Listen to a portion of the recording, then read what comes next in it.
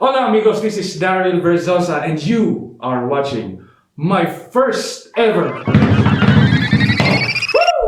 vlog.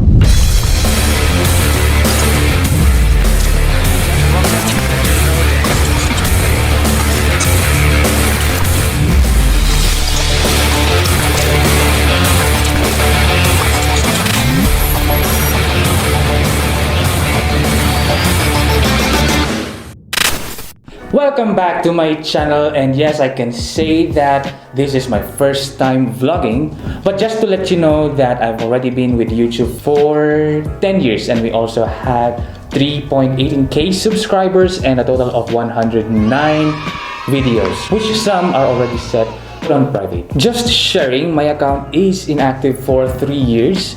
And imagine that the last video that was posted was way back on August 2017, and that is my dance choreography from Justin Bieber's song Despacito. But we're not gonna dance today because you'll be joining me to shoot the Milky Way. Yes, I am an aspiring photographer slash dancer. Before we start, let me say a simple thank you to these people who urged me to start vlogging, and that is my mom and my friends. Thank you so much, guys. However, let's go back to the Milky Way. What is the Milky Way, if you ask me?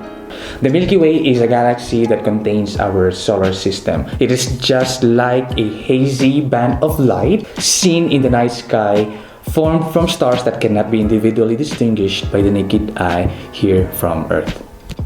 Yeah, and that is why we will be using this and this. Yes, that is a camera and a tripod that is flashing on your screen. So how does it work? I don't know.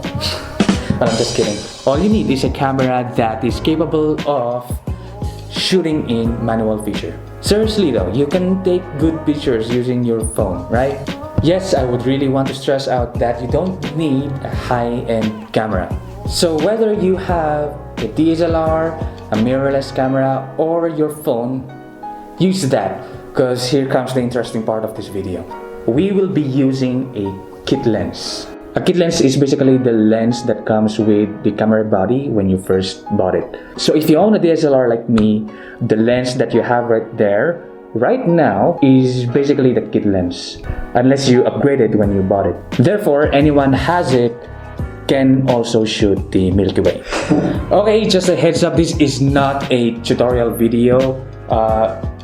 Maybe just a little, because I'll be adding some pointers and tips which I learned from various videos from the internet. So if you want an in-depth tutorial of shooting the Milky Way, or if you have any questions about it, let me know on the comment section down below, or you could message me on Facebook, Instagram, or Twitter. I'll leave the descriptions down below and I will answer your questions the best way I can. Even so, you can also check other videos from all around the internet.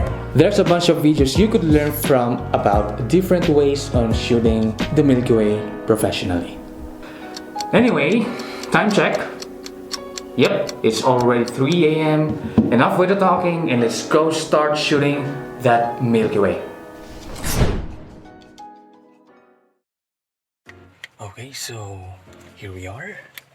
As you could observe, we are not going anywhere outside the house since we will be purely taking the Milky Way here sa rooftop. Okay, so another thing na dapat natin i-consider pag nag-shoot tayo ng Milky Way is yung light pollution. What I mean by light pollution, guys, is yung amount ng light na nakikita mo sa background or paligid mo. No? Yun ang dapat natin i-consider pag nag-shoot tayo ng Milky Way.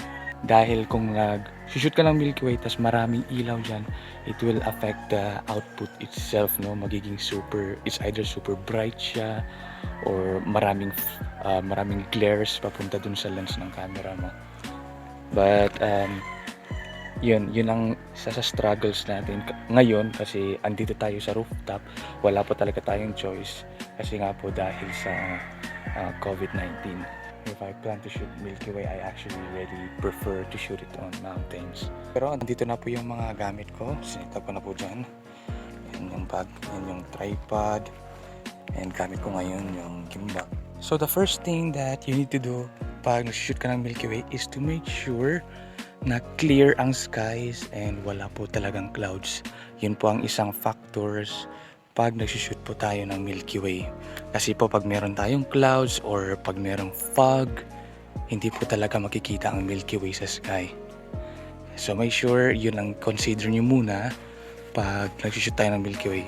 Mag-check po kayo or mag-download lang po kayo ng weather app or just simply check the weather on the internet. Pero sa ngayon, ang plano ko talaga guys is mag-shoot dito sa part na to, no? Shoot ko itong part na to. Then paakyat na ganyan hanggang sa makita ang Milky Way. Alam ko malabo guys because we are just recording this ngayon sa cellphone ko. Okay, and bago tayo mag-start, ginagamit ko guys para ma-shoot yung Milky Way is titignan ko siya sa app na Photo Pills. Kung hindi nyo alam yung Photo Pills, i-download lang po ninyo at may tutorial din po tayo dyan sa YouTube. Hindi ko na po talaga i-explain kung paano gamitin yung Photo Pills. This is the app that I am talking about earlier. If you could see, this is the night augmented reality. So, pag titignan natin, yun po yung pipicturan ko, no? Tapos pag tirinag ko siya pataas, no? Yung makikita mo kung saan part yung Milky Way. So, yun siya. So may idea na kayo kung saan banda yung Milky Way. Papunta at hanggang... See, ayan. So, parang mga bahay na yan, no? Ayun pa yung buntot niya. Alam ko kung saan ko na i-focus at kung saan ako tatayo or saan ako uupo. Alam ko na kung saang direction ko itatapat yung tripod ko. Yan. Ganun po siya. At marami ka pang ibang options. Tulad nga ng sabi ko, may tutorial po ito sa YouTube. Right? So, nakikita nyo yung andyan yung aso ko. Oh. Siya ang kasama ko ngayong gabi dito sa rooftop.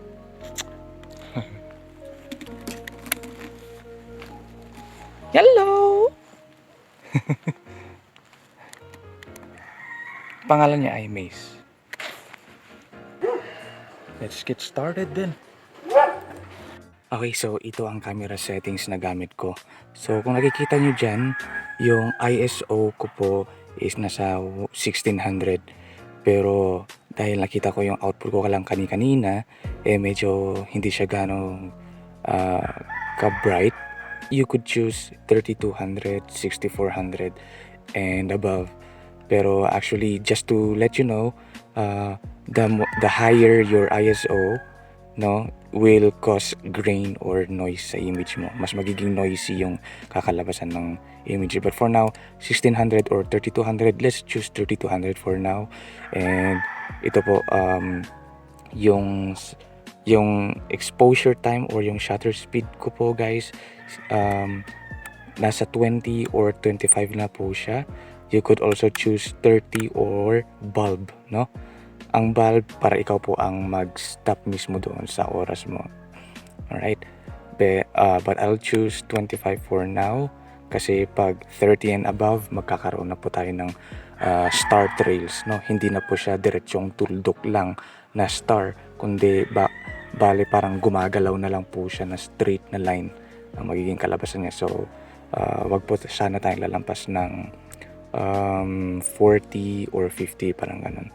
Alright, so may aperture, ito lang po nga ang kaya natin. Ang pinakamababa natin is 3.5. Yun po ang standard na aperture ng kit lens. Okay. Also guys, one more thing, you should always shoot on RAW. Yan, so naka-RAW format po tayo. Bakit po RAW format? Kasi po mas ma-preserve yung details pag nag-post process na tayo mamaya sa Lightroom. Alright? At mas ma-pop up mo pa yung colors na gusto mo pag nag-inedit mo na siya. Okay, so let's get started. Ito po yung background ko ngayon. Kung makikita nyo. Yan. Tapos pataas tayong papunta doon. So, bago tayo mag-start guys, make sure na naka-timer po tayo Bakit timer? Kasi po, pag pinindot nyo yung camera shutter nyo, pag pinindot nyo po siya, syempre aalog yung tripod, no? So, okay lang din pag magre-remote kayo, mas better. Pero sa akin, okay lang pag magto 2 seconds na timer tayo.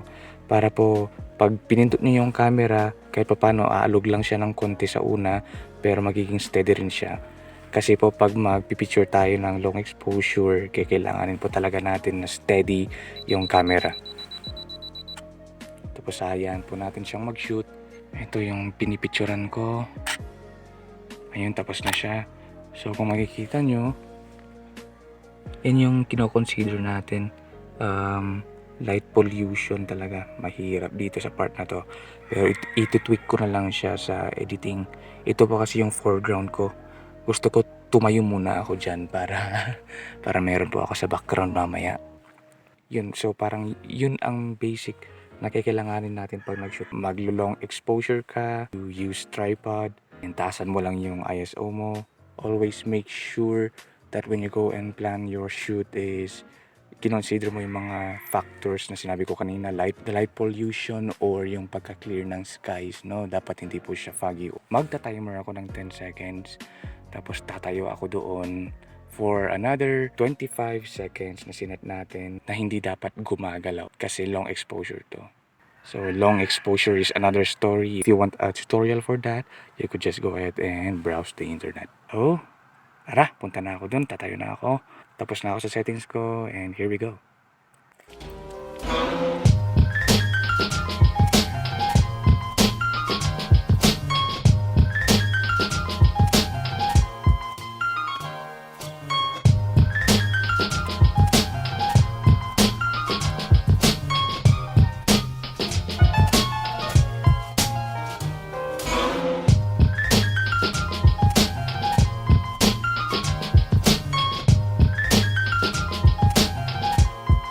Okay, that's it. If you enjoyed watching this video, smash that like button, leave your comments down below, share this video, subscribe if you aren't already, and I will see you guys on the next video. Peace!